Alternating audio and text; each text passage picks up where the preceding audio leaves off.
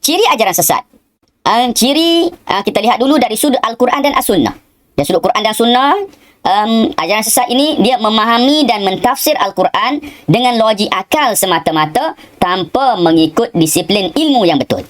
Mereka faham, mereka tafsir mengikut kehendak mereka, logik akal mereka, bukan merujuk kepada kitab-kitab tafsir yang muktabar.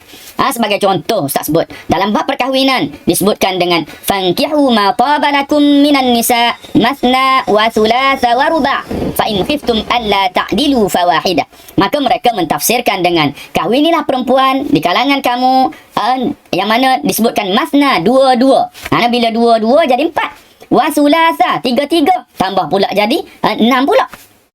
6 tambah 4, 10. Waruba, 4-4. Dah. 4-4 jadi 8. Jadi tambah. Daripada 4 tambah 6 tambah 8. Fa in khiftum alla ta'dilu fawahidah. Maka hujung sekali tambah 1. Maka mereka jumlahkan ke semua sekali. Itulah jumlah yang mereka boleh kahwini. Mereka dakwa bahawa ia berdasarkan kepada Al-Quran dan As-Sunnah, akan tetapi mereka terjemahkannya, mereka tafsirnya mengikut cara mereka yang tersendiri. Kedua, meyakini bahawa terdapat Al-Quran lain yang tersembunyi. Mereka mendakwa Quran yang kita baca ni Quran zahir, sedangkan ada Quran batin. Kalau ada orang sebut Quran zahir, Quran batin, maka tahu ini ajaran sesat. Yang ketiga, hanya berpegang dengan Al-Quran dan menolak hadis sebagai sumber hukum Islam. Mereka ni, di kalangan mereka, ada yang hanya mengaku pegang pada Quran, walaupun cara tafsirannya salah. Dan mereka total secara keseluruhannya, mereka menolak hadis Nabi kita Muhammad sallallahu alaihi wasallam. Sendiri ajaran sesat dari sudut akidah. Antaranya ialah mengaku menjadi Nabi atau Rasul. Atau setidak-tidaknya dia mengaku mereka ini adalah merupakan wakil bagi Nabi. Itu dia panggil antara ciri ajaran sesat dalam bab akidah. Yang seterusnya, mendakwa diri atau gurunya sebagai Imam Mahdi. Imam Mahdi ni siapa? Imam Mahdi ni seorang manusia, seorang pemimpin akhir zaman yang akan lahir nantinya, akan berhadapan dengan Dajjal, berpakat dengan Nabi Isa AS untuk menentang Dajjal. Itu Imam Mahdi. Yang ketiga, mendakwa gurunya dapat menebus dosa. Yang keempat, memuja makhluk untuk mendapat sesuatu kelebihan. Kita lihat bagaimana kadang-kala mereka memuja, mensucikan guru-guru mereka untuk dapatkan kelebihan-kelebihan yang tertentu. Yang seterusnya, mempercayai semua agama benar dan menuju ke syurga. Kita kena yakin bahawa agama Islam sahaja yang betul. Siapa-siapa yang mempercayai bahawa agama lain pun betul juga, maka dia dikira sebagai orang yang sesat daripada agama Islam.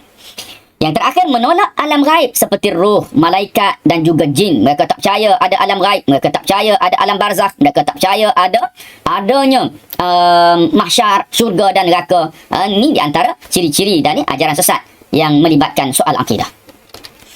Seterusnya, ciri ajaran sesat dalam bab ibadah, iaitu menolak kewajipan ibadah fardu. Ramai yang tolak kewajipan ibadah fardu, seperti tolak kewajipan solat atau mengubah suai solat tersebut. Yang kedua, beribadah dengan hanya berzikir bagi menggantikan solat. Ni sebagai contoh. Mereka hanya berzikir, tujuannya itu nak gantikan solat. Mereka berhujah dengan menyatakan bahawa solat itu diperintahkan untuk kita mengingati Allah. Kalau kita dah ingat Allah dah, maka tak perlulah kita menunaikan solat. Ini salah satu daripada ciri bagi ajaran sesat. Yang ketiga, menunaikan ibadat haji di tempat dianggap suci selain Mekah Al-Mukarramah. Mereka buat haji di tempat mereka, di kawasan perkampungan guru mereka. Mereka tak pergi ke Mekah untuk menunaikan ibadat haji. Yang keempat, menghalalkan penzinaan. Menghalalkan perzinaan atas nama nikah. Mereka buat suatu perkara yang mana ianya tidaklah menepati syarat nikah, tetapi mereka iklankan ia, mereka isytiharkan ia sebagai satu bentuk pernikahan, yang mana dengan cara tersebut mereka boleh berkahwin lebih ramai daripada bilangan yang dibenarkan dalam agama Islam. Kita lihat ciri ajaran sesat dari sudut akhlak. Ada sudut akhlaknya pula, mengejek, merendah-rendah dan mempersendakan sahabat Nabi. Itu antaranya. Bersikap taksub dengan ajaran guru sehingga menganggap hanya kumpulannya yang benar.